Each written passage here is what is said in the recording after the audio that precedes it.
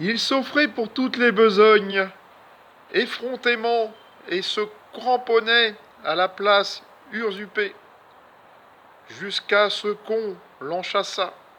Avait-on besoin d'un secrétaire qui sût tout juste lire, d'un menuisier n'ayant jamais tenu un rabot, d'un tailleur ne sachant pas coudre? Il en était là. On aurait demandé un aumônier pour la division qui lui criait présent. Il ne voulait pas se battre, c'était tout. Et la peur lui donnait toutes les audaces.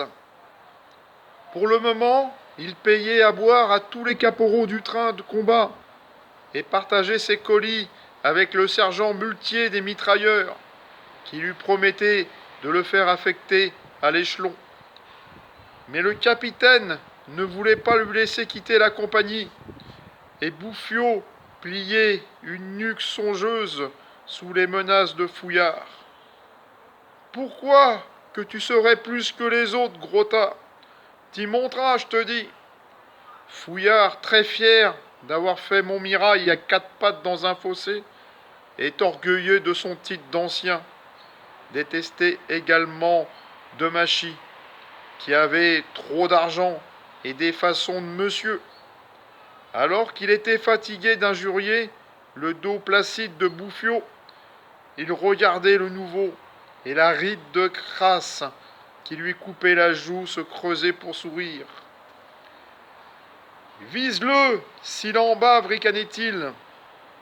Gilbert allait, le cou tendu, les pouces passés sous les courroies, le pas traînant, de pose en pose, son sac était plus lourd. Et il l'avait pourtant bouclé gaiement au départ. Il avait ressenti une allégresse sportive sous ce fardeau, bien arrimé. Les jarrets dispos, il aurait voulu chanter, partir, au pas accéléré, la clique en tête. Mais au bout d'une heure, le sac était déjà lourd. Au lieu de pousser comme au départ, il se faisait pesant. Il semblait le retenir, le tirer en arrière par les deux courroies. Il rejetait bien son fardeau d'un coup d'épaule, tous les 100 pas. Mais le sac reglissait vite, encore plus pesant. Son pied meurtri s'était rouvert. Ses genoux secs s'ankylosaient.